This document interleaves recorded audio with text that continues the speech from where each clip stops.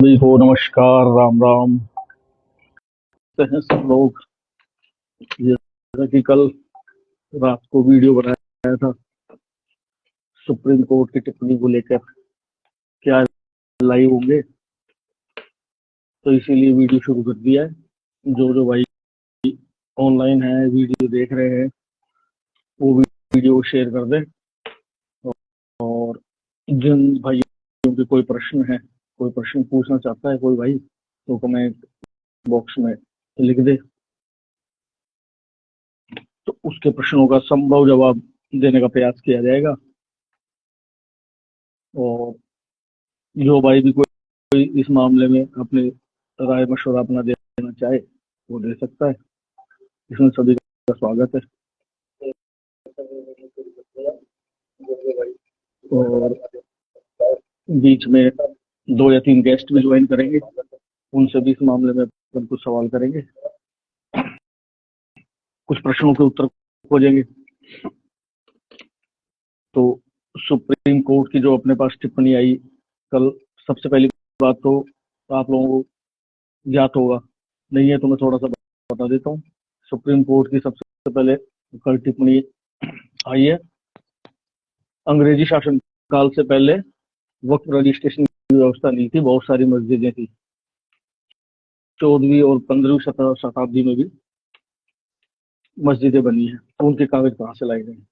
ये सीजीआई खन्ना ने कल ये बात कही है। कब कही है? 74 लोगों ने आपत्ति दर्ज करवाई है बिल अमेंडमेंट खारिज करने के लिए, तो उन्होंने ये एक सवाल उठाया और सरकार को शायद 5 या 7 दिन नेक्स्ट वीक तक के लिए एक तरीके से स्टे पे रख दिया, तो वो स्टे पे है। तो अब सवाल ये उठता है कि 13वीं 14वीं शताब्दी में जो मस्जिद बनी, उनके कागज नहीं है उनके पास, जो वक्फ अधिनियम को कैंसिल करवाना चाहते हैं, मान ली। तो इसी सुप्रीम कोर्ट ने राम मंदिर के कागज क्यों मांगे? तो 14वीं शताब्दी तक के कागज वो कह रहे हैं कि भाई सेल डीड की व्यवस्था नहीं थी। सेल डीड का अर्थ होता है विक्रय पत्र। विक्रय पत्र की व्यवस्था नहीं थी, तो उनके पास कागज नहीं हो सकते, लेकिन जमीन उनकी है, वक्त के अंडर आती है। चलो हम मान लेते हैं एक बार की बात। तो फिर राम मंदिर के कागज किस बात के लिए मांगे? भारत का पहला ऐसा केस है जो 100 साल तक लड़ा गया।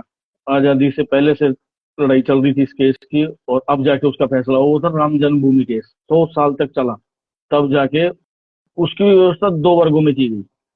एक जगह मस्जिद की जगह दी गई, एक जगह मंदिर की, लेकिन उसके कागज मांगे। एक बात, वंशावली मांगी गई, वंशावली दी गई फिर साबित करने के लिए कि भगवान श्री राम थे, भगवान श्री राम का वजूद है। तब जाके इसी सुप्रीम कोर्ट ने बात मान ली कि हाँ भगवान श्री राम थे, क्योंकि तथाकथित कांग्रेसी जिनको काम धंधा तो अच्छा नहीं 10-12 साल से, तो वो तो हर बात को मुद्दे में आप भी पहुंच चुके हैं, वो इस बिल के पक्ष में पहुंच चुके हैं इसको खारिज करवाने के लिए। तो वही खड़े थे, वही वकील खड़े थे, और वही वकील अब खड़े हैं। तो उन्होंने भी यही बात कही थी कि राम मंदिर के कागज दिखाओ। हमने कागज दिखाए भाई, हमारे पास कागज थे। 14वीं शताब्दी की मस्जिद के कागज क्यों नहीं है भाई? और तुम्हारे पास नहीं है तो फिर राम मंदिर के कागज क्यों दिखाएंगे? सुप्रीम कोर्ट से इस बात का सवाल कौन करेगा कि समुदाय विशेष के लिए जब भी कोई सुनवाई होती है या कोई केंद्र सरकार द्वारा कोई भी बिल लाया जाता है, तो 5 करोड़ के केस पेंडिंग पड़े हुए हैं आज, कि 5 करोड़ केस पेंडिंग पड़े हुए हैं। उनकी चिंता किसी को नहीं है इस देश में।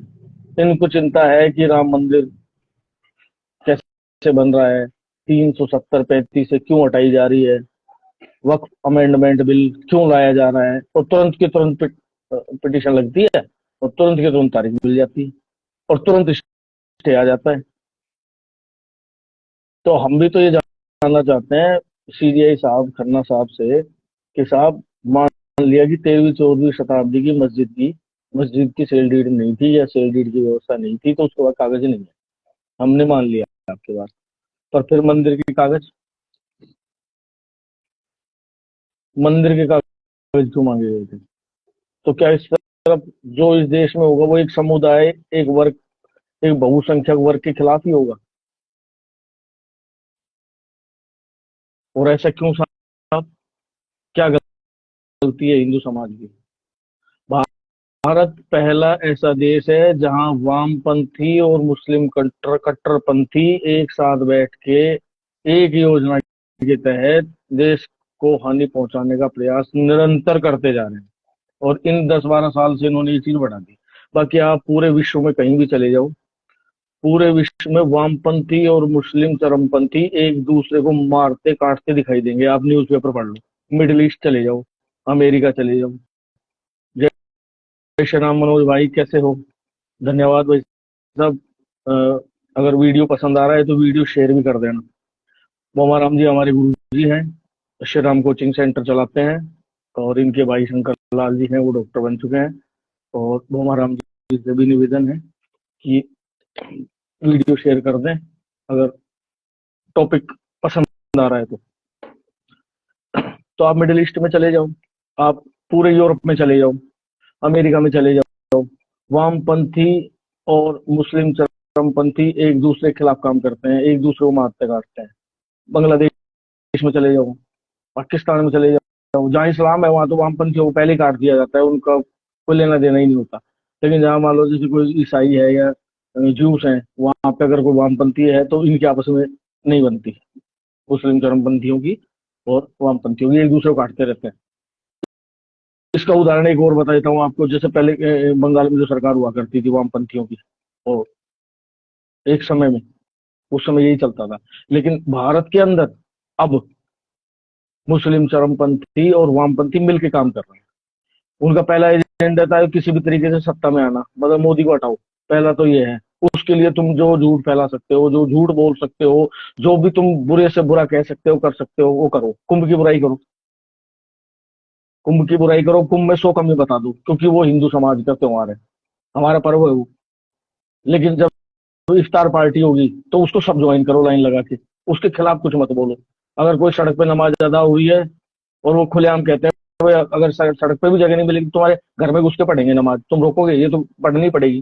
कोई एक शब्द नहीं बोलेगा, पूरा विपक्ष नहीं बोलेगा। बंगाल से आवाज नहीं आएगी, ममता बनर्जी की आवाज नहीं आएगी, किसी की भी आवाज नहीं आएगी, क्योंकि एक वर्ग का सिर्फ वोट हासिल करना मकसद है।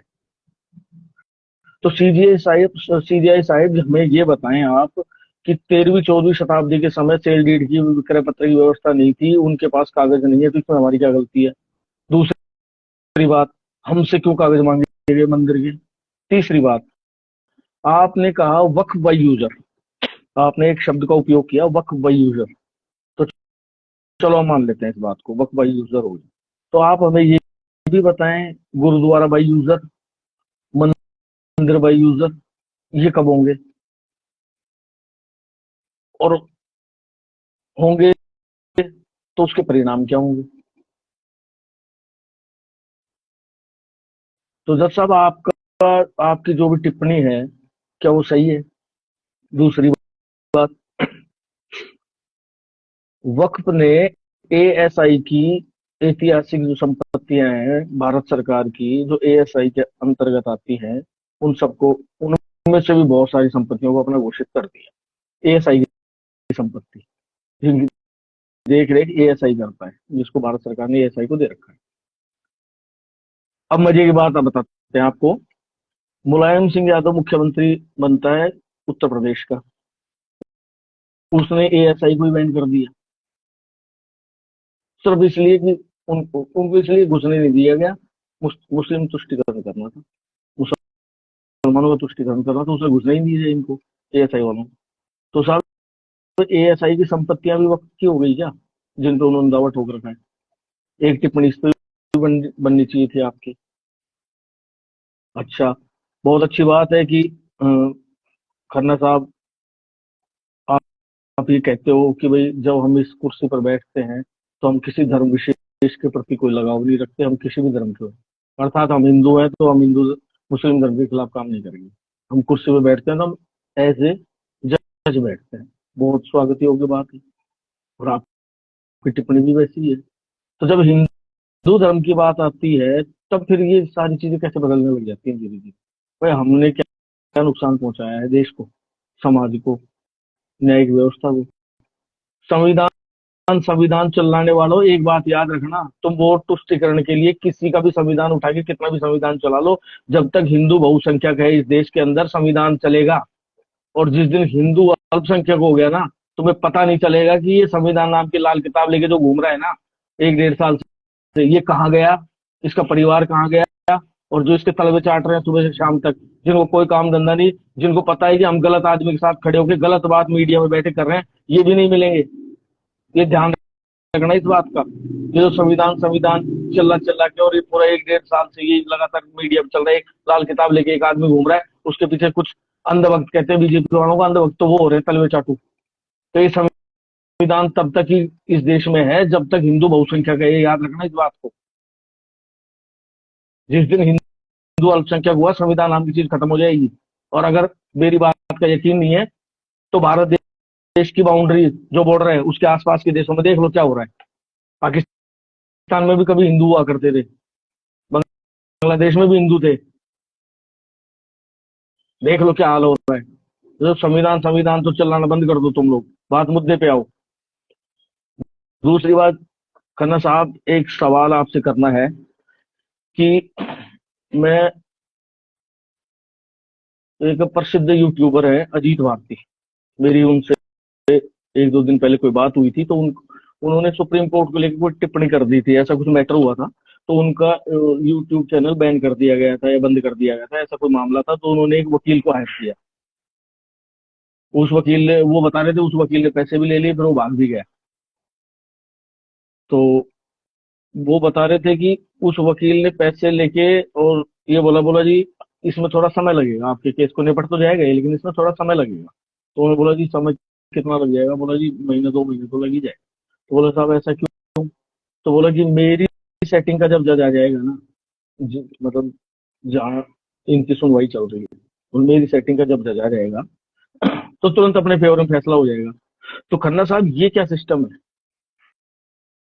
कि किसी की सेटिंग का जज आ जाएगा तो उसके पक्ष में फैसला हो जाएगा, नहीं आएगा तो वेट करता रहेगा। ये भी तो न्यायिक व्यवस्था का एक भाग हो गया ना सर। तो खन्ना साहब आप इस पर कब टिप्पणी करेंगे। ये तो आपका अधिकार क्षेत्र है, वक्त के ऊपर जहां आप अपना स्टे दे रहे हो, वो संसद का काम था, उन्होंने कानून बना दिया। अधिकार क्षेत्र आपका ये है, क्या है कि एक जज के घर से करोड़ों रुपए के बंडल मिले थे कुछ दिन पहले, नोटों के बंडल मिले थे, कुछ जले हुए, फिर उनको छुपा दिया, क्या किया क्या नहीं किया, राम ही जाने। 7 दिन 5 दिन कितने दिन तक दो मामला दबा रहा, ठीक है सर। उसके बाद वो मामला उठ गया जैसे तैसे करके। तो उस, उस मामले में क्या कार्रवाई हुई साहब, उस मामले में कार्रवाई ये हुई कि जजों ने आपस में मिलके और एक बेंच बना दी, और उसी में घर में बैठ के फैसला ले लिया, जैसे एक समय में केजरीवाल लिया करता था। केजरीवाल अपने ऑफिस में अपने 5 आदमियों के साथ बैठ जाता था, वो निर्णय ले लेता था कि उसका एक मंत्री जो जेल में बंद है वो निर्दोष है, उसने कोई दोष नहीं, उसका कोई दोष नहीं है, उसको केंद्र सरकार ने फंसाया है। हालांकि वो जेल में रहा फिर 1 2 साल तक, लेकिन उसने अपने घर में बैठ के फैसला ले लिया अपने 4 आदमियों के साथ कि वो निर्दोष है, इसको तो साजिश के तहत फंसाया गया है। तो खन्ना साहब, वो जो जज, नोटों के बंडल जिस जज के घर पे मिले थे, वहां पे जो जो बेंच बैठी या जो जज बैठे, उन्होंने जो भी निर्णय लिया, उन्होंने निर्णय क्या लिया कि इसका ट्रांसफर कर दिया जाए, ठीक है सर। ना तो कोई रुपए पैसे की बात हुई, ना कोई भाई तू तेरे पास इतने पैसे आए कहाँ से, तू ऐसा क्या काम करता है, आज तक हमने तो कहीं सुनी नहीं। ना किसी मीडिया पे सुनी, ना सोशल मीडिया पे सुनी, ना कोई टीवी में आई, ना प्रिंट मीडिया में, ना अखबार में। सर हमने कहीं कोई कि उस जज के साथ हुआ क्या, लाखों करोड़ों रुपए जिस आदमी के घर पे मिले, जिसके पास उसका हिसाब नहीं है देने के लिए, उसका हुआ क्या, कौन निर्णय ले रहा था, क्या निर्णय ले रहा था, क्या सोच के लिए गया, उसका ट्रांसफर कर दिया गया। ये न्याय की जीत कहें साहब इसको, ये है न्याय की जीत। तो भारतवासियों, एक बात याद रखना, मंथन शुरू हो चुका है। मैं दोबारा इस पंक्ति को रिपीट कर रहा हूं, मंथन शुरू हो चुका है। ये जो हर बात में जो टांग अड़ाई जा रही है ना, गाय बगाए, कारण अकारण, मंथन शुरू हो चुका है। और आने वाले समय में जो होगा वो वास्तव में बड़ा होगा। अब तक तो मीडिया लिखता था फलाना उससे मिला तो कुछ बड़ा होने वाला है, लेकिन अब ये जो निर्णय आ रहे हैं ना, इस पे तो मैं भी कह रहा हूँ ये बात कि जो टकराव की स्थिति बन रही है ना, और जो हर मामले में टांग फंसाई जा रही है, जिसका लेना है वो भी, जिसका देना है वो भी, तो मामला तो बड़ा बनेगा। और मंथन जब हो रहा है तो ये भी याद रखना, अमृत निकलेगा। और वो अमृत किसके पक्ष में निकलता है, समझने वाले तो समझ रहे हैं, और होने क्या वाला है, जिनको जो थोड़ा बहुत भी सोशल मीडिया पे टच में रहते हैं या थोड़ा बहुत भी इन चीजों को वॉच करते हैं, उनकी ये चीज समझ में आ जाएगी। दूसरी बात, मंदिर के कागज हम ये मान लें साहब, आप मंदिर के कागज, किसी मंदिर के कागज नहीं मांगोगे आगे कभी भी। कोई भी कोई दावा पेश करता है या कुछ करता है, तो जैसे आज आप कह रहे हो भाई 16वीं शताब्दी में के समय, 14वीं शताब्दी 13वीं शताब्दी में विक्रय पत्र की व्यवस्था नहीं थी, तो उनके पास कागज कहाँ से आएंगे, तुमने कागज मांग लिए। लेकिन हिंदू से तुम कागज मांग लोगे। विष्णु शंकर जैन जी कह रहे थे कि बोला हम जब पिटीशन डालते हैं तो हमें तारीखें नहीं मिलती, हमें तारीखें नहीं मिलती। जब हम हिंदू समाज की तरफ से किसी मंदिर को लेके या कोई ऐसा मुद्दा हो जिसको लेके पिटीशन डालते हैं तो हमें तारीख नहीं मिलती। और इन लोगों को 3 दिन में 2 दिन में तारीख मिल जाती है। तो खन्ना साहब ये सिस्टम समझ तो सभी रहे हैं, कोई बोले ना बोले वो एक अलग बात है, लेकिन समझ में तो सबके आ रहा है कि हो क्या रहा है। अब आप मालिक बनने का प्रयास कर रहे हो साहब, सुप्रीम कोर्ट पे कोई टिप्पणी कर दे तो उसको जेल में बंद कर दो, लेकिन ये सवाल पूछ ले कि जज के घर से जो नोटों की बंडल मिले वो कहाँ से आए, क्यों आए, उसको क्या सजा हुई, इसका जवाब किसी के पास नहीं है। और सबसे बड़ी बात तो ये, केंद्र सरकार भी अपने घर में चुपचाप बैठी हुई है। उन्होंने किस वकील को खड़ा कर रखा है, उसने क्या सवाल जवाब किए जब ये स्टे 2-4 मुद्दों पे स्टे दिया है उन्होंने, तो उन्होंने क्या सवाल जवाब किए, ये भी ना तो बोलते हैं ना कुछ है। वोट इनको भी चाहिए, उनको चाहिए, तो कोई ज्यादा गलत है तो कोई थोड़ा गलत है, गलत तो सभी है। इसमें किसी के पक्ष लेने की बात नहीं। दूसरी बात, मान लो कि वक्त में कोई संपत्ति है, अब आप कहते हैं कि भाई उसकी जांच भी नहीं होनी चाहिए, यही तो चाह रहे हो आप कि भाई उसकी जांच ना हो। विक्रम कषाणा वकील जी, राम राम आपको। आप कह रहे हो कि वक्त की जांच भी नहीं होनी चाहिए, तो साहब चलो मान लेते हैं कि नहीं जांच होनी चाहिए और नहीं करवाएंगे। लेकिन एक बात हो, जिस समय वो संपत्ति मान लो कि उस समय वो कोई संपत्ति थी जो वक्त ने अपनी बताई, वो 40 वर्ग फीट की थी, मान के चलो एक उदाहरण, और आज वो 4,000 स्क्वायर फुट में हो गई, वो कैसे बढ़ी और किसकी जमीन ली गई, क्या ये सवाल भी नहीं करेगा क्या कोई? अगर इस बिल के माध्यम से सवाल नहीं किया जा रहा तो फिर किया क्या जा रहा है? यही तो चाहता है ये बिल कि आपके पास आरंभ में 40 स्क्वायर फीट जमीन थी, अब आज 10 साल में, 15 साल में, 20 साल में वो जमीन 4,000 स्क्वायर फीट हो गई, उस पर भी व्यावसायिक दुकानें बना दी गई, शॉपिंग मॉल बना दिए गए जो किराए पे चल रहे हैं। केंद्र वक्फ को पैसा देता है, तो वो किस लिए देता है वो तो आज तक पता नहीं। क्योंकि सवाल तो ये भी बनता है खन्ना साहब कि क्या वक्फ अधिनियम वैध है, क्या ये अधिनियम सही है, क्या संविधान में है? लेकिन आपने उससे परे हटते हुए, ये सवाल करने के बजाय आपने उससे परे हटते हुए ये कह दिया कि 14वीं 12वीं शताब्दी में जो मस्जिदें बनी थी उस समय विक्रय पत्र की व्यवस्था न होने के कारण कागज कहाँ से दिखाएंगे, तो राम मंदिर कागज दिखाए साहब हमने। ऐसे ही फैसला नहीं हुआ है हमारे पक्ष में राम मंदिर का, क्या आपने हमें कोई दान में दे दिया और राम मंदिर, ऐसे ही फैसला नहीं हुआ है कि आपने हमें दान में दे दिया और हम कागज दिखाए, हमने पूरी वंशावली दिखाई है और उसमें भी मस्जिद दी गई है उन लोगों को। एक तो आक्रांता हमारे देश पे आक्रमण किया, हमारे माँ बहनों के साथ जो गलत काम हुए वो, हमारे जितने भी युवा थे, वृद्ध थे, बच्चे थे, उनका भविष्य खराब किया, अपनी शरीयत चलाई, अपनी मुद्रा चलाई, सब कुछ अपनी चलाई, बावजूद उसके हमने कागज दिखाए थे राम मंदिर के। हमने मस्जिद की मांग नहीं की थी कि मस्जिद को भी आप लैंड दोगे, ये आपका फैसला था। भाईचारा आप बनाना चाहते थे कि दोनों वर्गों कुछ ना कुछ दे दिया जाए ताकि लड़ाई झगड़ा ना हो। अगर उनके पक्ष में बात नहीं जाती तो सड़क पे खड़े होकर पूरे बंगाल को जला रहे हैं साहब। जिस दिन से वक्त का अमेंडमेंट पास हुआ है, आपको पता है, अखबार पढ़ते हो ना आप खन्ना साहब, क्या हालत हो रही है बंगाल में। वहां एक स्त्री शासन कर रही है पिछले 10-12 साल से, जो तुम मौन बैठी है कि उसका वोट बैंक है वो, और वो अपनी जगह सही है। वो क्यों छेड़ेगी उस वोट बैंक को? वो क्यों मुसलमानों को प्रताड़ित करेगी? उसका वोट बैंक है। और मुसलमान तो उसको भी खुलेआम करेंगे ममता बनर्जी हमारी वजह से, हम ममता बनर्जी की वजह से नहीं है। वो क्यों छेड़ेगी? वो अपना काम सही से कर रही है। तो वो राजनेता है तो उसका काम है ये, उसको मुसलमानों को वोट चाहिए। पर खन्ना साहब आप क्या कर रहे हो? अखबार आप भी पढ़ते हो ना कि बंगाल में जिस दिन से अमेंडमेंट पास हुआ है उस दिन से लगातार दंगे चल रहे हैं, और हिंदू परिवारों के साथ वहां क्या हो रहा है। एक टिप्पणी तो उस पर भी करनी चाहिए थी ना आपको।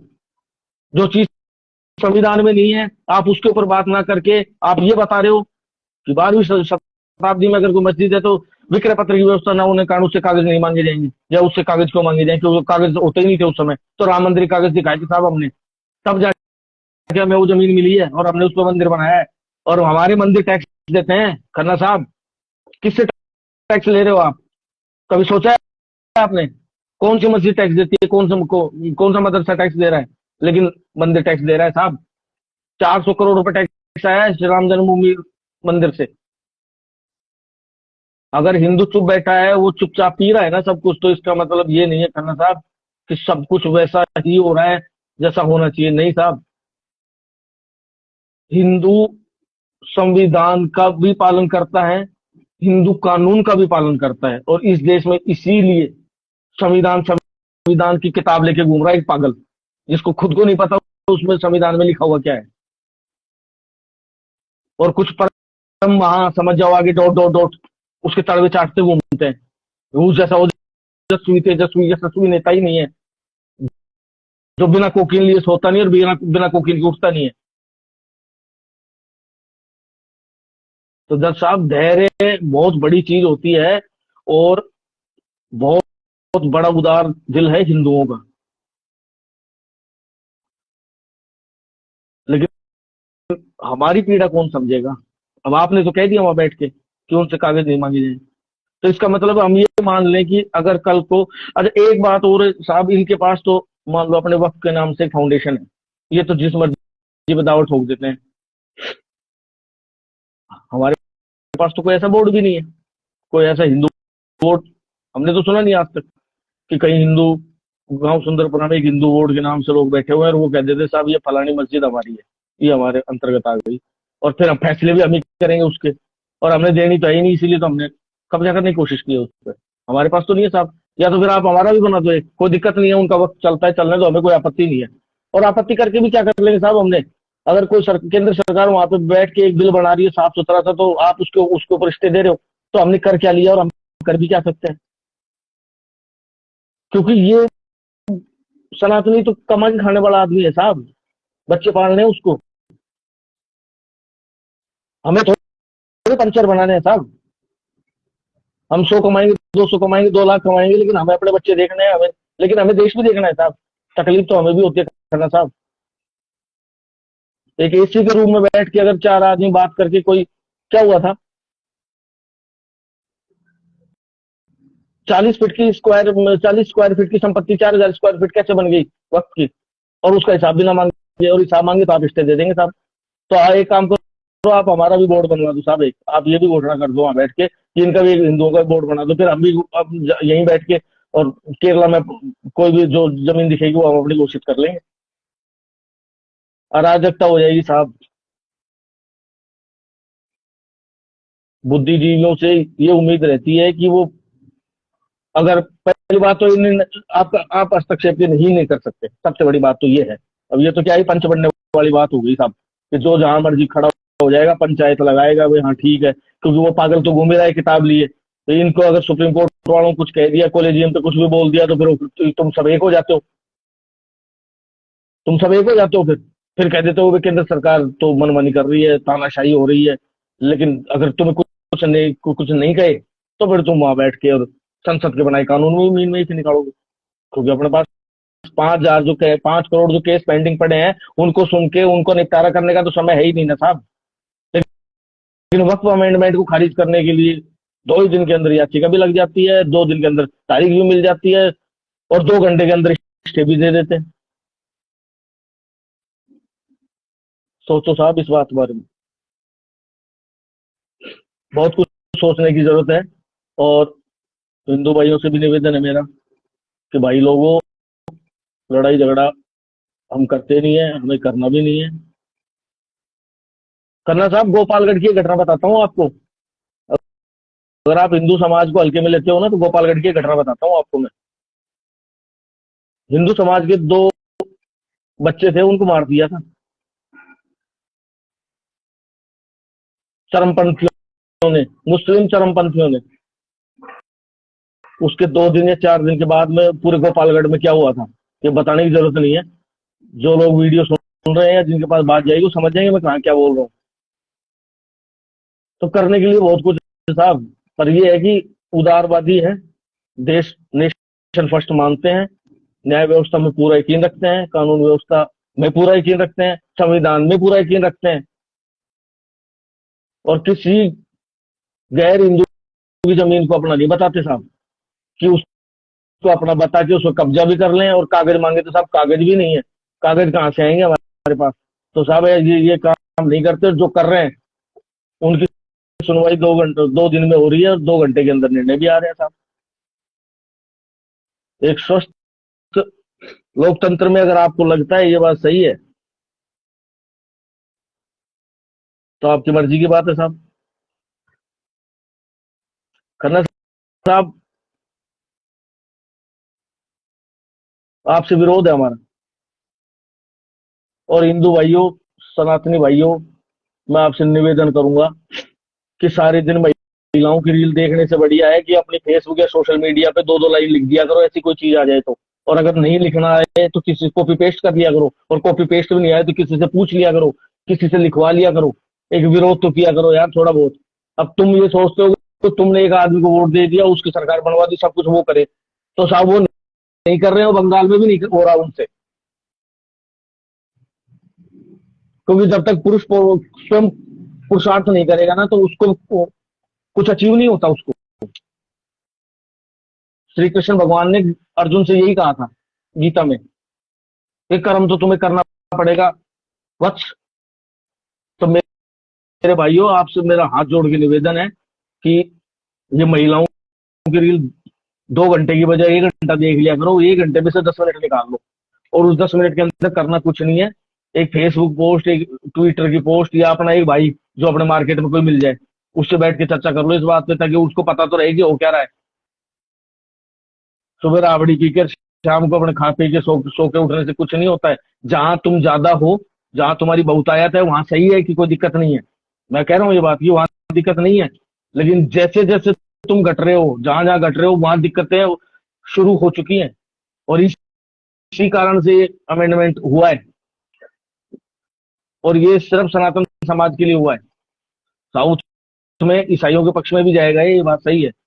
लेकिन हम यहाँ की बात करें तो ये हमारे लिए हुआ है, कि कोई भी कहीं भी बैठ के हमारी जमीन को अपनी जमीन बता दे, फिर हम उसके घर पे चक्कर काटते रहे, और वो तारीख देता रहेगा, लेना देना कुछ नहीं है, पागलों की तरह घूमते रहो, और लास्ट में कुछ होना जाना नहीं। ना तुम न्यायालय में जा सकते हो, अब कम से कम तुम न्यायालय में जा सकते हो, तुम्हारे हित का बिल है। और अगर खन्ना साहब वहां बैठ के ऐसी कोई टिप्पणी कर रहे हैं, तो कम से कम हमें किसी को गाली गलौज नहीं देना।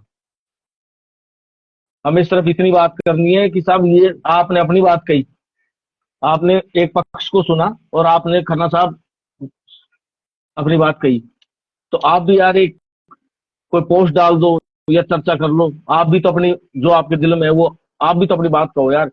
हम एक एक कहावत है राजस्थान में, रोए राबड़ी कोई कौन गाल है,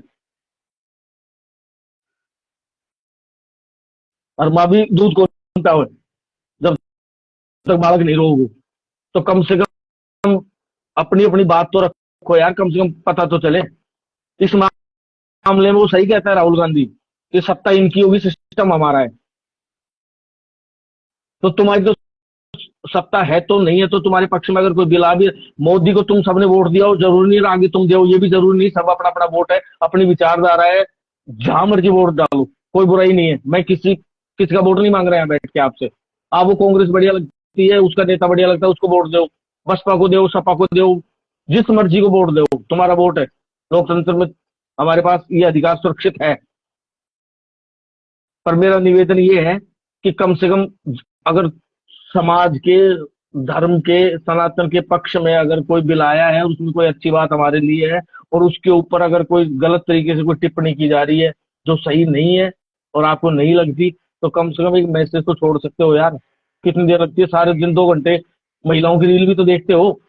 तो क्या 2 मिनट की एक रील बना दो तुम भी, अपनी फेसबुक पे लगा दो 2 मिनट की रील बना के।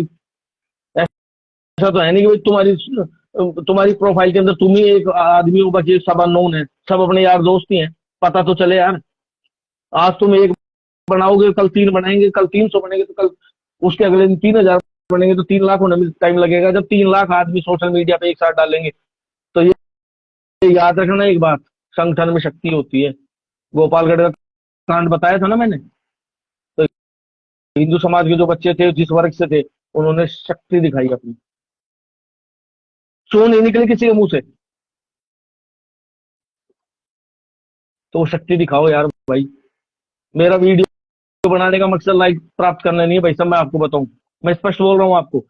मैं इसलिए नहीं दिखाता कि मेरा चेहरा दिखाना है, वो मैंने डीपी लगा रखी है अपनी फोटो। और जितने मेरी आईडी में है, वो 90% मेरे को व्यक्तिगत रूप से जानते हैं, मेरे आसपास के ही है। कोई 10% हो सकता है वैसे आदमी जुड़ गए हो या मैंने जुड़ ली हूँ। बाकी सब मेरे को जानते हैं, मैं क्या करता हूँ, कहाँ का हूँ, क्या हूँ। मुझे ना अपना चेहरा दिखाना है, ना मेरे को कोई लाइक चाहिए। मैं इसलिए वीडियो नहीं बना रहा हूँ। जब वक्त का मुद्दा चला था, जिस समय ये बिल पास नहीं हुआ था, ये चर्चा आ रही थी, तो मेरे दिल में आया। मैंने भी किसी को सुना था कि कोई ऐसी बात कर रहा था, तो मेरे को लगा कि मुझे भी यार 1 मिनट का वीडियो तो बनाना चाहिए। बस सारे दिन अपन जो भी काम कर रहे हैं उसमें 1 मिनट तो निकाल सकते हैं। मेरा आपसे भी निवेदन है, और ईमानदारी की बात बता रहा हूँ, आप वीडियो बनाओ, सही मुद्दे पे बनाओ। अगर आपको विषय का पता नहीं है तो आप मुझसे फोन पे बात कर लो, मैं वो भी समझाऊंगा। उस मुद्दे पे आप वीडियो बनाओ, मुझे इनवाइट करो, मैं आपके वीडियो पे भी आऊंगा। तो वीडियो पे आऊंगा, और जो भी मेरे से सहायता होगी आप लोगों की, मैं वो करूंगा। और मैं कभी भी ये नहीं कह रहा हूँ कि तुम प्रशासन के खिलाफ बोलो, किसी अधिकारी के खिलाफ बोलो, किसी समाज के खिलाफ बोलो, किसी न्यायाधीश के खिलाफ बोलो। ये नहीं करना है। सिर्फ साफ सुथरे ढंग से अपनी बात रखनी है, जिसका अधिकार हमें लोकतंत्र देता है। एक नुपुर शर्मा की फोटो लगने पे कन्हैयालाल टेलर का को अजमेर में गला काट दिया गया था। अभिव्यक्ति की स्वतंत्रता थी उस आदमी की, वो तो बोला भी नहीं था, उसने तो फोटो ही लगाई थी तरफ, और उसका गला काट दिया, और उन बेशर्मों ने हंसते हुए वीडियो बनाया उसका। तो वो तो गलत काम था यार। तुम कम से कम अपने अधिकार की लड़ाई तो लड़ सकते हो, कम से कम उसके लिए तो तुम एक वीडियो बना सकते हो, या फेसबुक पे एक पोस्ट तो डाल सकते हो। नहीं तो भैया ऐसा है, ये 16वीं शताब्दी की मस्जिद है और ये 12वीं की। थोड़े दिन बाद में कोई बड़ी बात नहीं है, ये कह देंगे यार ये मंदिर मंदिर सब कुछ नहीं है, कोई हिंदू समाज नहीं है, कोई कोई कोई जातिवादी कुछ नहीं है, इनको मिटाओ सब कुछ, और जिनकी चल रही है उनकी चल रही है, और वही चलाएंगे।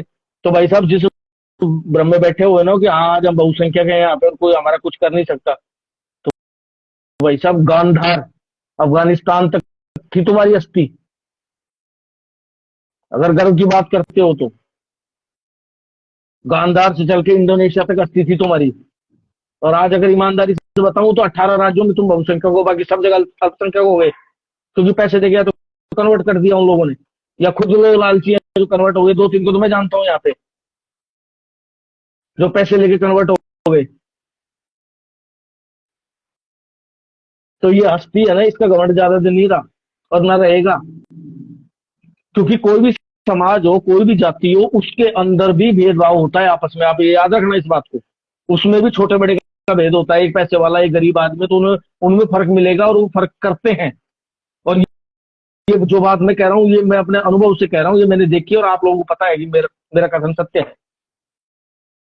तो इस हवाबाजी में तो रहने की जरूरत नहीं है।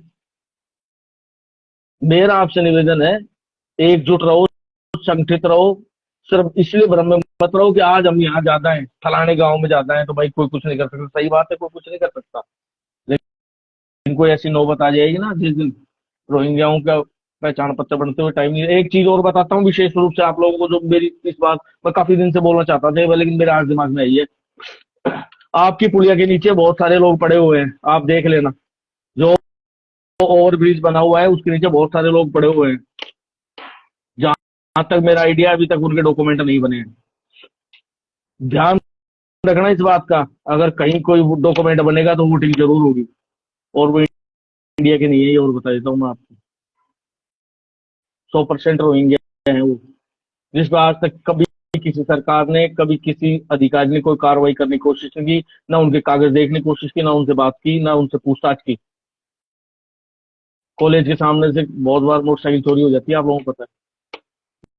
बहुत से लोग लेके भी आए वापस अपने तरीके से। तो मेरा कहने का मतलब ये है कि जो लोग इस तरीके के हैं ना, उन पे भी नजर बनाए रखो। कोई पता नहीं है कौन किस वोट के लालच में, कोई किस तुष्टिकरण में किसके कहाँ का वोट जुड़वा रहा है। आजकल आपत्तियां चल रही हैं, सब अपने अपने वार्डों में आपत्ति दर्ज करवा रहे हैं। किसी का छोटा कर दिया, किसी का बड़ा कर दिया, किसी भाई ये इधर रहना चाहते थे लेकिन इनको उधर कर दिया, उधर कर दिया। जितने भी जनप्रतिनिधि हैं सभी आपत्तियां लगा रही हैं आजकल, ताकि वो अपने वार्ड को सुव्यवस्थित रूप से एकजुट रखें, एक साथ रहें। किसी का भाई वोटिंग स्टेशन दूर हो गया तो भाई इसको यहीं दिया जाए, ताकि इसका भाई मेरा वोट का जो केंद्र है वो पास रहे। सभी जागरूकता है, सभी में जागरूकता कर रहे हो, इतना भी कर लो थोड़ा बहुत। अपने लिए कर रहे हो ना, थोड़ा देश के लिए भी कर लो। कि आजू बाजू जो लोग पड़े हुए हैं कौन है, कहाँ के क्या है, कागज है नहीं है, वोट तो नहीं बन गए। और अपनी बात थोड़ी थोड़ी तो रखा करो। और भाई साहब, मेरा आपसे निवेदन है कि सुबह शाम जो ये भक्ति संगीत चलता है ना फेसबुक पे, फलाना दिख रहा है, इसकी वजह कोई काम की बात भी लिख लिया करो। और मैं ईमानदारी से कर रहा हूँ, आप वीडियो बनाओ, मेरे को इन्वाइट करो, मैं आऊंगा, मैं बात करूंगा आपसे। और अगर आप मुझे इनवाइट नहीं करना चाहते, सिर्फ अपना वीडियो बनाते हो, आप लाइव आते हो, तो मैं शेयर करूंगा मेरी आईडी से, 50 जगह शेयर करूंगा। मुझे बुलाओगे तो मैं इनवाइट इनवाइट करोगे तो मैं आऊंगा, अपनी बात भी रखूंगा, आपके प्रश्नों को उत्तर भी दूंगा, आपसे भी प्रश्न।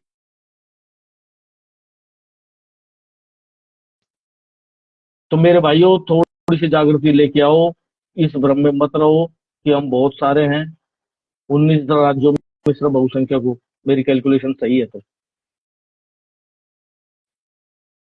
10 साल, 20 साल, 30 साल पहले एक घटना सुनी थी जिसका आप जिक्र सुनते हो, भाई कश्मीर में क्या हुआ था। तो हम तो बहुत छोटे हुआ करते थे, कुछ आप में से कुछ कुछ का जन्म भी नहीं हुआ होगा, कुछ तरुण रहे होंगे, लेकिन उस समय मीडिया वगैरह की कोई व्यवस्था नहीं थी। तो जितना बोल दिया जाता, जितना छप जाता उतना मान लेते थे। तो मैं आपको बता रहा हूँ, जो कश्मीर में होता बंगाल में हो रहा है आज। ये बिल्कुल स्पष्ट दिखाई दे रहा है कि जो कश्मीर में हो बंगाल में हो रहा है। अगर आप बंगाल में जो देख रहे हो ना, तो आप ये नहीं कह सकते कश्मीर में क्या हुआ होगा। वही हो रहा है, वही बलात्कार हो रहे हैं, वही कब्जे हो रहे हैं, वही पलायन हो रहे हैं, कन्वर्जन की कोशिश की जा रही है पूरी पूरी। लेकिन खन्ना साहब के पास कहाँ टाइम है इन सब चीजों के लिए, क्योंकि देश तो सेकुलर है। इसमें तो घुसेड़ दिया गया है ना, सेकुलर शब्द घुसेड़ दिया गया। अभी व्यक्ति की बात करते, वो गंजेड़ी कह रहा था, बोला मेरे को बोलने नहीं देते संसद में, नहीं तो मैं भूकंप आ जाएगा मैं बोलूंगा तो। और उसका भूकंप आ गया थाईलैंड में, इंडोनेशिया में। और जब बोलने की बात आई वक्त अमेंडमेंट पे, तो दोनों माँ बेटा गायब थे, दोनों भाई बहन गायब थे। आप लोगों को नहीं पता तो बता देता हूँ। जो बकवास करते हैं ना बैठ के कि हमें बोलने नहीं दिया जाता संसद में, हमारी आवाज दबाई जाती है, हमारा माइक बंद किया जाता है। वक्त अमेंडमेंट पे दोनों भाई बहन संसद में नहीं थे, उन्होंने कोई बयान नहीं दिया। बोलने की जगह थी वो। विपक्ष ऐसे मुद्दे पे क्या बोलना चाहता है, वोट देने वाला और वोट लेने वाला, वोट ना देने वाला, सभी सुनना चाहते हैं उस बात को। लेकिन दोनों भाई बहनों ने एक शब्द नहीं कहा, और आप लोग उनके पीछे खड़े हो जाते हो जाके संविधान का नाम लेके। और एक पढ़ा लिखा आदमी जब इस तरीके का काम करता है ना, तो आश्चर्य होता है इस बात का। यार तू तो कम से कम पढ़ा लिखा है, एक अनपढ़ आदमी जा रहा है, या किसी आदमी के वो निजी काम आए होंगे तो वो खड़ा उनके साथ, हम समर्थन करते हैं भाई वो उसका आदमी है। लेकिन एक पढ़ा लिखा आदमी खड़ा हो जाता है इस बात के। किसी ने सवाल पूछा, पूरी कांग्रेस पार्टी में एक आदमी ने सवाल पूछा कि भाई जब वोटिंग हो रही थी, जब बोलने का समय आया, तो तुम दोनों भाई बहन कहाँ थे, अब तो दोनों एमपी हो तुम। तो मेरे भाइयों, बेवकूफ बनाने के बहुत तरीके होते हैं, और बहुत तरीके से बेवकूफ बनाया जा रहा है। आप समझो मेरी बात को, बहुत बहुत तरीके से बेवकूफ बनाया जा रहा है। लेकिन कब तक बनोगे, बनते रहो, और टुकड़े हो जाएंगे और छोटे हो जाओगे। लेकिन खन्ना साहब के पास इन चीजों के लिए समय नहीं है। और वीडियो अगर आप लोग लाइव देख रहे हो तो शेयर कर दो, ताकि 2 4 5 10 आदमियों तक पहुंच जाए। कोई अपनी बात रखना चाहेगा तो उसकी बात सुनेंगे, क्या पता कोई हमसे भी ज्यादा ज्ञानी बैठा हो, हमें अच्छी चीज बता दे, तो उसकी भी हम बात सुन लेंगे। लेकिन सीजीआई साहब के पास ये जवाब नहीं है कि जज के घर पे जो नोटों का बंडल मिला उस पर क्या कार्रवाई हुई, उसका कोई जवाब नहीं है। तो आप लोगों से मेरा निवेदन है भाई साहब कि अपनी अपनी बातें रखो, अगर कोई भाई मेरे साथ यहाँ लाइव चैट में बोलना चाहता है तो कमेंट कर दे, मैं उसको इनवाइट कर लूंगा। मुकेश जी साधना, आपका स्वागत है, मैंने आपको इनवाइट कर रखा है। वैसे ये एडिंग चल रहा है, देखते हैं कितनी देर में एडिंग हो जाता है आपका। आप व्यस्त थे। और मैंने विक्रम जी का साना को भी इनवाइट कर रखा है। ये ऐड हो नहीं रहे हैं, लेकिन थोड़ी बहुत देर में शायद हो जाएंगे। इसके अलावा अगर आप कोई प्रश्न पूछना चाहो तो मेरा जितना ज्ञान है उस हिसाब से मैं आपसे जरूर बात करूंगा। और ये बात किसी के खिलाफ नहीं है, ये बात किसी के खिलाफ नहीं है कि भाई सरकार के खिलाफ है या कोर्ट के खिलाफ है। ये हमारे अभिव्यक्ति है भाई, और हम अपनी अभिव्यक्ति में तकलीफ है। हाँ मुकेश जी नमस्कार, आपको राम राम, जय जय श्री राम। मैं आपको इनवाइट कर रहा हूँ, देखते हैं शायद या तो नेट की कोई प्रॉब्लम है या कुछ ऐसा है, आप इनवाइट हो नहीं रहे। विक्रम जी को भी इनवाइट करने का प्रयास कर रहा हूँ मैं लगातार।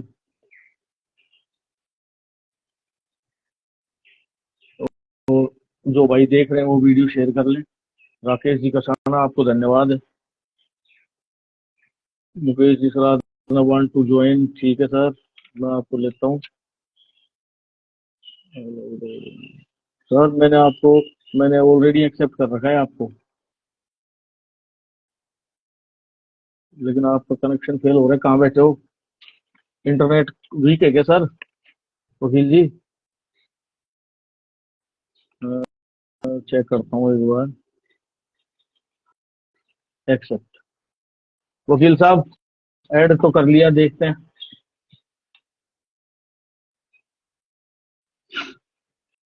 हो सकता है नेट की प्रॉब्लम हो, बस एडिंग चल रहा है, जैसे ही ऐड होगा तो पता चल जाएगा।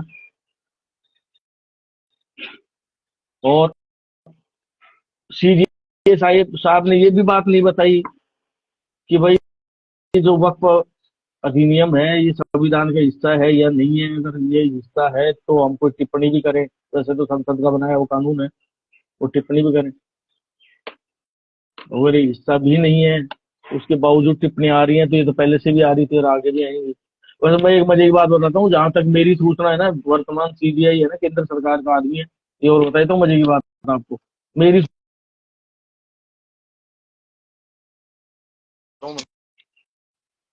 अब यहाँ तो क्या है कि जिस आदमी को आप बैठाओगे वो ही आपके सिर पर नाचने लग जाता है।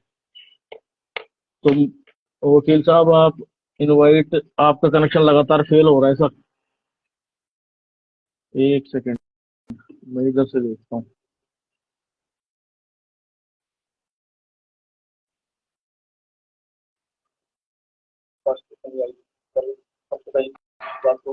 मुझे लग रहा है कि इंटरनेट में कोई दिक्कत आ रही है इसीलिए। चलो मित्रों, आपका बहुत बहुत धन्यवाद है, आप सब लोग जुड़े, आप सब लोगों ने अपना मूल्यवान समय दिया।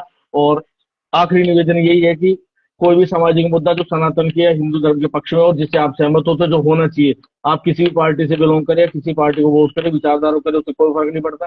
लेकिन समाज के और धर्म के और सनातन के संबंध में कोई भी व्यक्ति, कोई भी सरकार किसी की भी अगर कोई कदम उठाती है, अच्छे कदम उठाती है तो उसकी सराहना बनती है। उसके अलावा यदि कोई पार्टी उसका विरोध करती है तो मेरा आपसे निवेदन है कि कम से कम दो दो बातें आप अपने फेसबुक पे, सोशल मीडिया पे, एक्स पे, ट्विटर पे अपनी लिख सकते हैं, चर्चा कर सकते हैं। व्हाट्सएप पे भी एक दूसरे को आप सजेस्ट कर सकते हैं, एक दूसरे के माध्यम से जुड़े अपना ग्रुप भी बना लें, इसमें कोई बुराई नहीं है।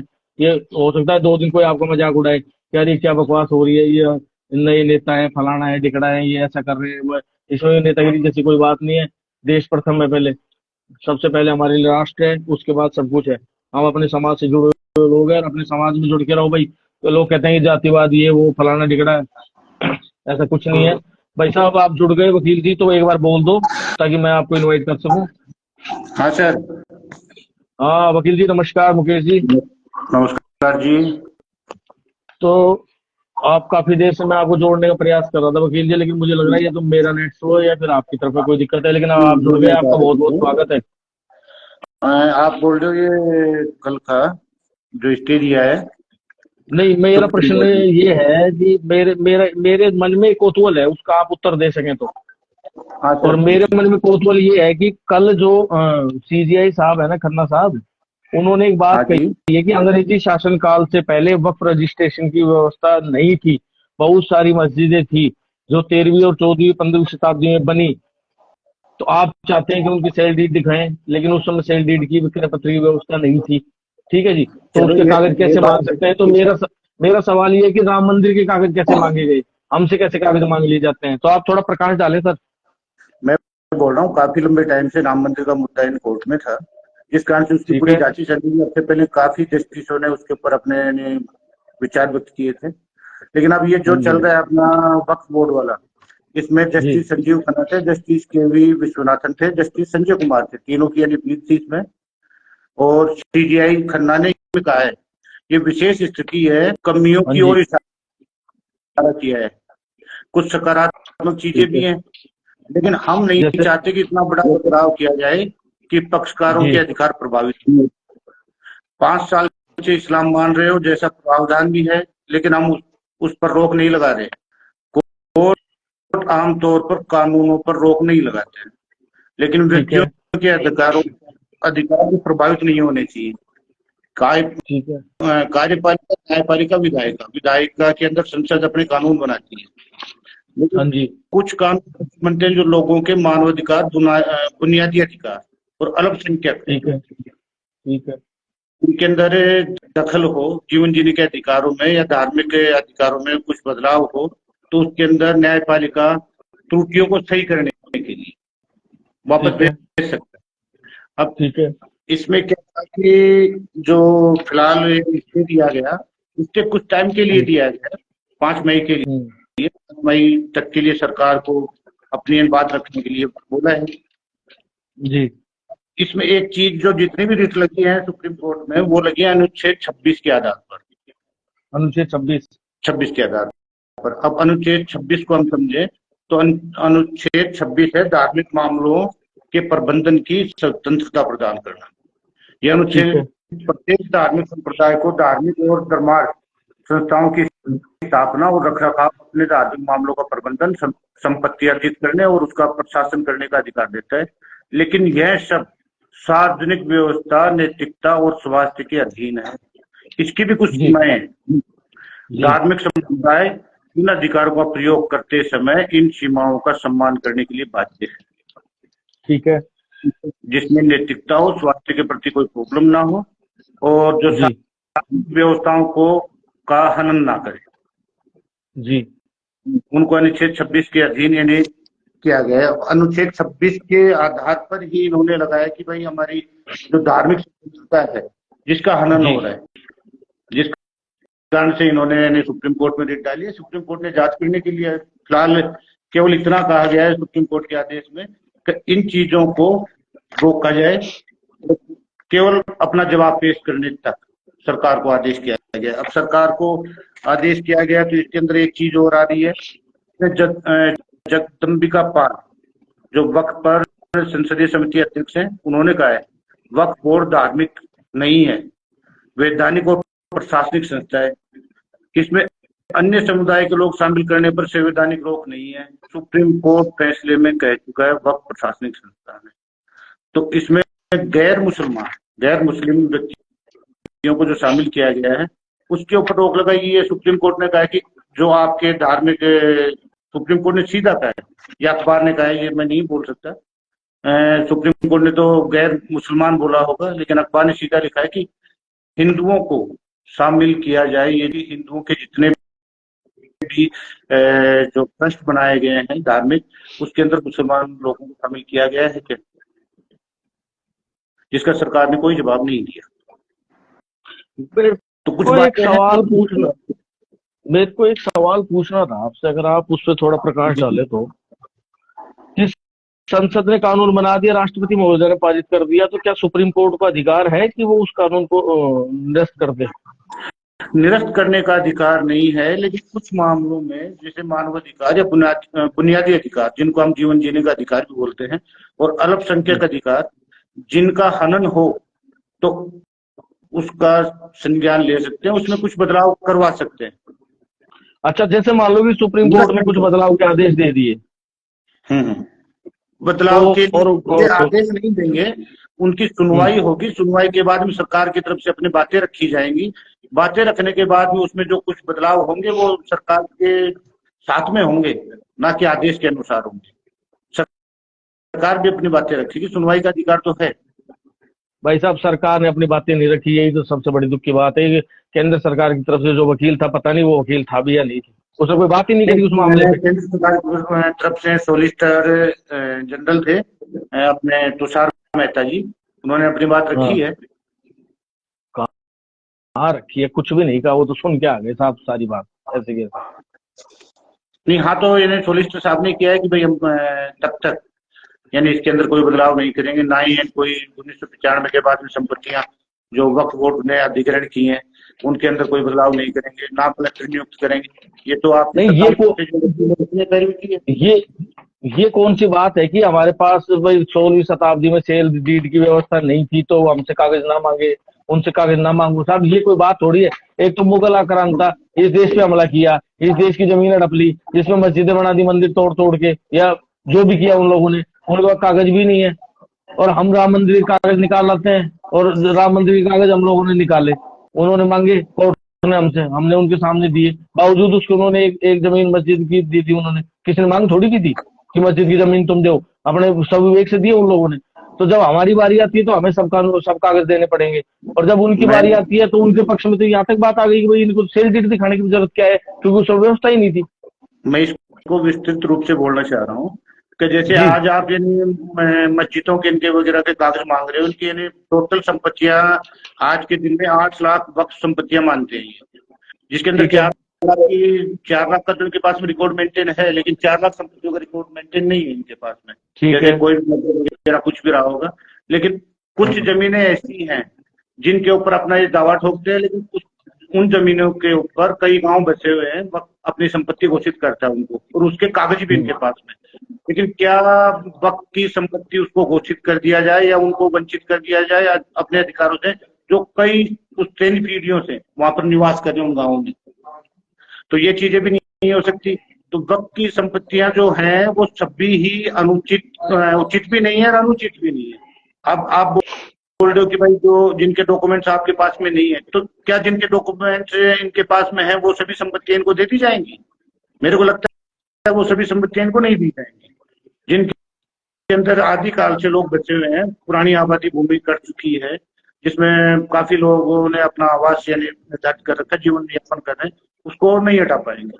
तो ऐसी कई संपत्तियां हैं जिनके ऊपर वक्त अपना अधिकार जता रहा है, उनके कागज इनके पास में नहीं है, तो सरकार के द्वारा भी हटाया जाना बहुत मुश्किल है।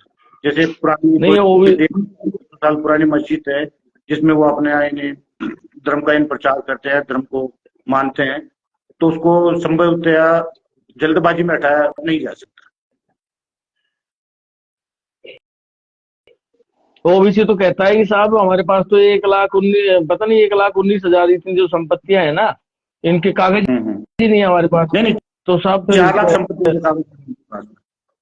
4 लाख संपत्तियों का कागज नहीं है। टोटल 8 लाख संपत्तियां हैं जिसके अंदर 4 लाख संपत्तियों के कागज नहीं है। इनके पास में टोटल 1.2 लाख करोड़ रुपए की संपत्ति है। अच्छा, वकील साहब, सीजीआई साहब ने जो टिप्पणी कर दी ना, जो आप बता रहे हो ना, ये हाँ जी। ये जो टिप्पणी की है, हम्म। भाई सेल डीड की व्यवस्था नहीं है तो कागज कहाँ से लाए। लेकिन एक बात बताओ, जो कल परसों एक जज के घर पे करोड़ों रुपए के नोटों के बंडल बरामद किए गए, हाँ जी। उस मामले में इन्होंने घर में खुद ही तो बेंच बना ली और खुद ही हम्म। निर्णय ले लिया, हम्म। और उसको सजा क्या हुई है पता है आपको? उसको सजा ये हुई कि उसका ट्रांसफर कर दिया गया। ये ये अपनी क्या है कानूनी ये? प्रक्रिया और प्रशासनिक प्रक्रिया ऐसी ही है। आज माननीय राष्ट्रपति उपराष्ट्रपति महोदय का यानी अभिभाषण था, जिसमें उन्होंने कहा है कि भाई राष्ट्रपति की समय सीमा तय करने के लिए कोर्ट कब से लागू हो गई। सभी हाँ, मंत्री या जस्टिस वो भारत के संविधान को मानने के लिए अपना शपथ लेते हैं, लेकिन राष्ट्रपति संविधान की रक्षा करने के लिए शपथ लेते हैं। तो ठीक बात। रक्षा करने वाला संविधान को मानेगा या बचाएगा? कागज नहीं दिखाएंगे कि कागज सीए में कागज नहीं दिखाएंगे से कागज कहाँ से लाएंगे वक्फ? यहाँ तक मामला पहुंचा है वकील साहब। नहीं, कागज नहीं दिखाएंगे या कागज कहाँ से लाएंगे, वो दोनों चीजें सही है। हर चीज के कागज होना कोई आज के समय में जरूरी नहीं है कि 400 साल पुराने कागज आपके पास में अवेलेबल हो। जैसे कई मंदिरों के पास में जमीन थी, अपने राजस्थान की बात लें हम, तो आदिवासी लोग बसे हुए हैं पहाड़ों में, और जो कई पुश्तैनी पीढ़ियों से बचे हैं उनके पास भी कागज नहीं है। हेलो, नहीं है, लेकिन राजस्थान की तरफ से भी रीट लगी है इसके संबंध में, और एक असम से भी लगी है कि भाई हम भी इसके वक्फ बोर्ड का जो नया प्रावधान है, संशोधित प्रावधान आया, इसके साथ में है, क्योंकि उनकी जमीनों के ऊपर वक्फ अपना ये नहीं दावा ठोक रहा है, कभी जमीन देखो हमें आदिकाल से पहले से। तो राजस्थान के मैं तो ये कह रहा था, जी जी, टोटल इसमें 100 के लगभग ये रिटेन डली है, इसमें 74 ले, शायद 74 है, 74 नहीं 73 है, बहुत और बाकी 30 को इन्होंने अभी संशोधन के लिए वापस भेजा है, 100 के लगभग डली, और इसके अंदर 5 की सुनवाई होगी, जिनके अंदर 10 छाटी है, 10 के अंदर भी 5 रखेंगे, क्यों सभी के ऊपर सुनवाई नहीं हो पाएगी। अच्छा, एक बात आपके बीच में काटते हुए एक बात कहूँ आपसे। हाँ जी बोलिए। जब राम जन्मभूमि विवाद चला ना वकील साहब, हाँ जी, तो बोले सबूत लाओ, नक्शा लाओ, पुरातत्व विभाग लाओ, तब मंदिर मिलेगा। जब मथुरा का विवाद चालू है तो बोले इतिहास की किताब में दिखाओ, ठीक है जी। और जब ज्ञानवापी में शिवलिंग मिले तो बोले वो तो तालाब का फव्वारा है, ठीक है जी। लेकिन जैसे ही वक्त की जमीन पर सवाल उठा तो जवाब आया कागज वो तो बारिश में गल गए, या फिर 300 साल पहले कौन सी फाइल थी हमें पता ही नहीं, हमारे को कागज ही नहीं है। ये नौटंकी हो रही है देश में।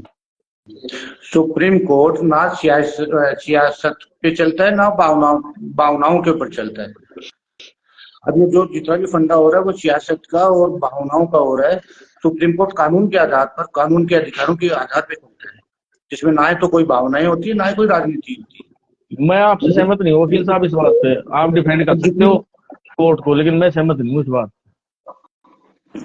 अब विष्णु शंकर जैन है ना, विष्णु शंकर जैन एक लॉयर है जो शायद मथुरा वाले उसमें है, ज्ञानवापी में है वो। उसका कल ही लाइव डिबेट देख रहा था मैं, तो उसने स्पष्ट कहा है, बोला हम जब हिंदू मंदिर के लिए हिंदू वर्ग को याचिका लगाता है तो बोला हमें महीनों तारीख नहीं मिलती। तारीख तो जब मिलेगी ना जब पिटीशन स्वीकार करें, भाई वो आ जाओ तुम लगा लो। सर मैं एक बात बोलना, वक्त वाला 2 दिन के अंदर तारीख मिल गई, 2 दिन के अंदर स्टे दे दी, 2 घंटे में स्टे ले आए। तो मैं तो नहीं मानता इस बात को कि पक्षपात नहीं होता। सर मैं एक बात बोलना चाहता हूँ आपको, हिंदू मंदिर के लिए एक मंदिर विशेष, एक जगह विशेष के लिए लड़ाई थी, जिसके अंदर सर वो लड़ाई क्या थी? वो लड़ाई सभी मंदिरों को साथ नहीं ले रहा हूँ, मैं सभी मंदिरों का एक साथ नहीं ले रहा हूँ। ये जो चीजें हैं वो काफी बड़ी हैं, वक्फ बोर्ड की संपत्तियां हैं जो पूरे भारत को इंक्लूड कर रहे हो आप। एक मंदिर विशेष को या एक जगह विशेष को, एक राज्य बोर्ड को आप नहीं कर रहे हो आप, यानी बाकायदा वक्फ काउंसिल और वक्फ बोर्ड जो हर स्टेट में जो 32 है, सभी को एक साथ लेके चल रहे हो और सभी की संपत्तियों को एक साथ जोड़ के एक साथ उनके ऊपर निर्णय ले रहे हो। हर जगह का जगह विशेष का अलग महत्व हो सकता है, जगह विशेष में अलग चीजें हो सकती है। अब एक मंदिर के लिए आपको टाइम देना पड़ेगा, तो मंदिरों की वक्त के अंदर जब 8 लाख संपत्तियां बोल रहे हैं, इनको डिवाइड करके 8 लाख संपत्तियों का अलग अलग आप डालोगे तो आपको भी टाइम पे यानी डिसीजन नहीं मिल पाएगा। लेकिन 8 लाख संपत्तियों को एक बार निर्णय हो तो उसके अंदर ये सोचना पड़ेगा, उसको कुछ टाइम के लिए डिले करके उन चीजों के ऊपर विचार किया जाएगा। अब 8 लाख मंदिरों को आप एक साथ करो तो भी कोर्ट यानी टाइम मांगेगा। अब एक संपत्ति से मत जोड़ो, इसमें 8 लाख संपत्ति है और हर जगह अलग कंडीशन होंगी। कहीं पे तो हिंदुओं के कब्जे में होगी, कहीं पे मुसलमान जो वक्त भी नहीं है लेकिन वहाँ पे पूरी आबादी है। हाँ जी, हिंदुओं ने कोई मुसलमान ने किसी जमीन पे कोई कब्जा उब्जा नहीं कर रखा, सब फालतू की बात है। हिंदू वर्ग कोई जमीन पे कब्जा नहीं करता, क्या कमाई खाने वाली नहीं कब्जा मैं नहीं बोल रहा हूँ आपको, यानी पुश्तैनी काल इसलिए आ रही होगी। जैसे आप कस्टोडियन की लैंड को बोलते हो, कस्टोडियन लैंड यानी उसके अंदर बाकायदा आपकी जमाबंदियों में आपके यानी भू रिकॉर्ड के अंदर उनका नाम आता है, लेकिन अब वो जा चुके तो उसके बाद कस्टोडियन के पैसे भर के गवर्नमेंट के अंदर आप अपने नाम खरीदारी खुलवा सकते हो। तो ऐसा है कि काफी टाइम से काफी जी बोलिए, काफी टाइम से आप किसी के ऊपर काबिज हो तो आपके नाम कर दी जाएगी। और ये वक्त की हाँ। संपत्तियां ऐसी हैं जिनके अंदर ये साबित करना होगा कि 200-300 साल से हम इसके ऊपर काबिज हैं। ऐसी कई संपत्तियां जो वक्त के नाम अब घोषित कर रखी है, उसके अंदर इन्हें अन्य जो गैर मुस्लिम है वो काबिज है तो उनके नाम भी कर दिए जाए।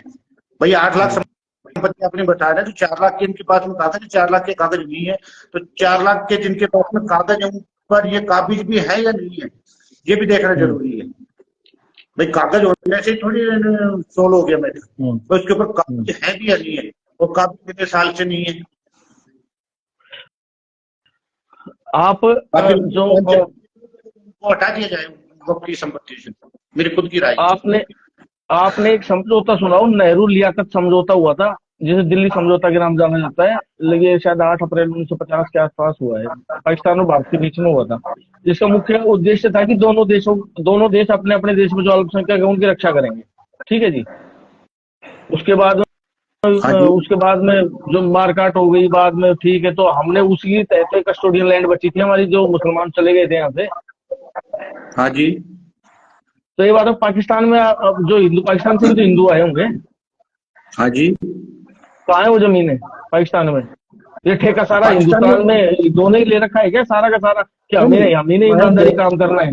दोनों ने ले रखा है, लेकिन मैं ये बोल रहा हूँ, ये जो कस्टोडियन लैंड पे कब्जे के आधार पर जब खातेदारी खोली जा सकती है, वैसे संपत्तियां जो वक्त के नाम है उनके ऊपर और किसी यानी गैर मुस्लिम का कब्जा है तो उसके आधार पर उनकी खातेदारियां खोली जाएगी और वक्त को वहां से हटा दिया जाए। और जहां पर यानी इनकी वक्त की संपत्तियां यानी आप कागज क्यों नहीं कर पा रहे और पिछले 200-300 साल से इनका कब्जा है या उसके ऊपर मस्जिद वगैरह कुछ निर्माण कर रखा है तो उसको घोषित कर दिया जाए। और जो खाली पड़ी हैं जिनके ऊपर कागजों के आधार पर कब्जा कर लेने की कोशिश करें उनको यहाँ से हटा दिया जाए।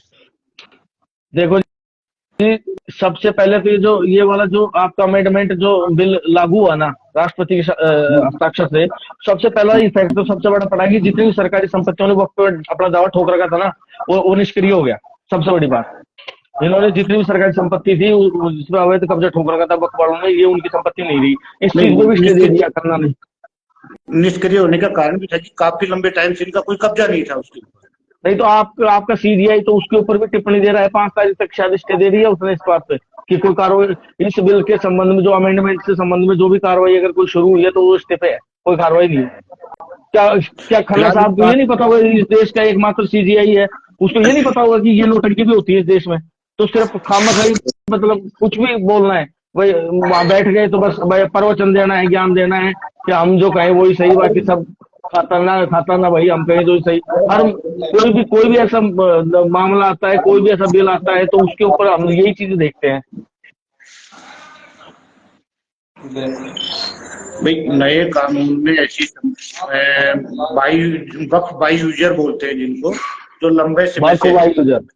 हाँ तो अच्छा, बकवा यूजर है तो मंदिर बाई यूजर, गुरुद्वारा बाई यूजर क्यों नहीं है? हाँ, इनको भी बनाओ आप। मेरा विरोध यही है सर, मैं यही बोलना चाह रहा था वकील साहब आपसे। मैं वही बोलना चाह रहा हूँ जिसपे लंबे समय से कोई भी धार्मिक यानी कार्य हो रहा है, जैसे पावटा वाला अपना केस था जिसमें 50 साल पहले मंदिर बना दिया गया, शिव मंदिर।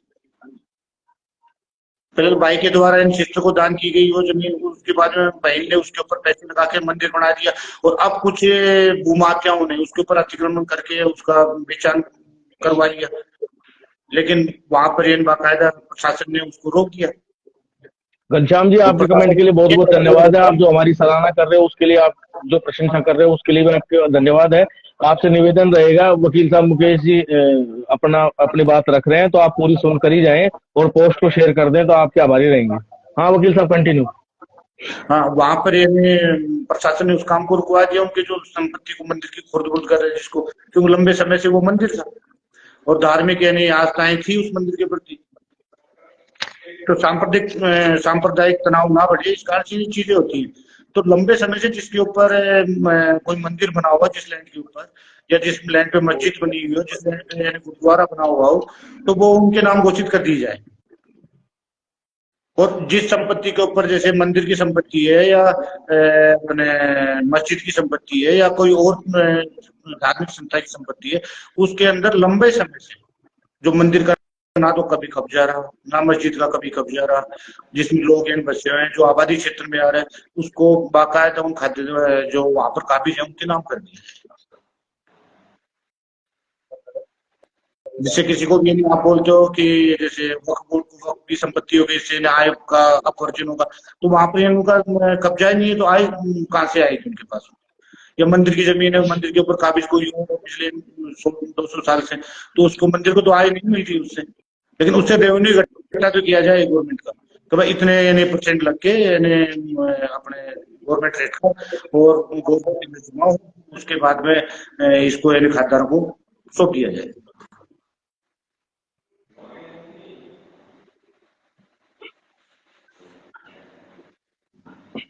तो सुप्रीम कोर्ट में जो भी टिप्पणी की गई है सीजीआई खन्ना द्वारा, आप सहमत हो उससे?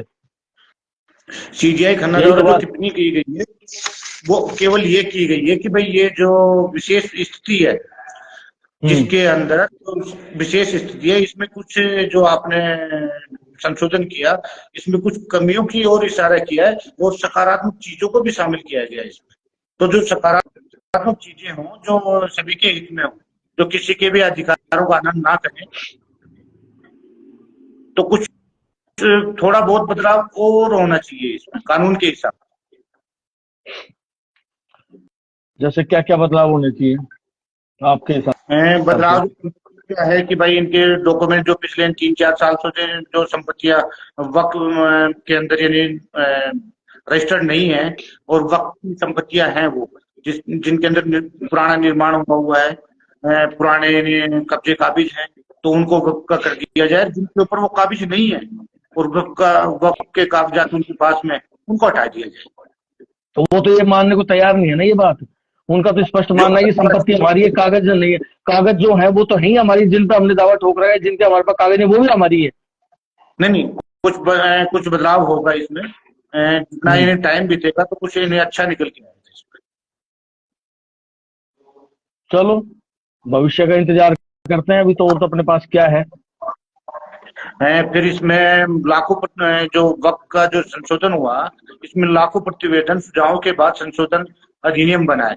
ऐसे कई उदाहरण जिनमें गांवों को वक्फ में हड़प लिया गया, कई निजी संपत्तियों को वक्फ में ले लिया गया, जिनके अंदर कई पुश्तों लोग यानी काबिज थे, तो उन संपत्तियों का यानी वक्फ बोर्डों के पास में उनको वहां से हटा दिया जाए।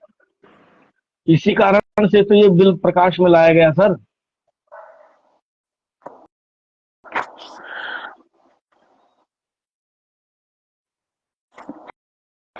ठीक है सर। तो कृष्ण कुमार जी आपका बहुत बहुत धन्यवाद है, और वकील जी आपको भी बहुत बहुत धन्यवाद है, आपने इस विषय पर हमारा मार्गदर्शन किया। और सभी मित्रों से निवेदन रहेगा कि फिर किसी दिन किसी मुद्दे पर लाइव वीडियो लेके आएंगे आपके लिए, तो जुड़े रहे, जागरूकता फैलाएं, वीडियो को शेयर करते रहें। आपका बहुत बहुत धन्यवाद। जय श्री राम, हर हर महादेव।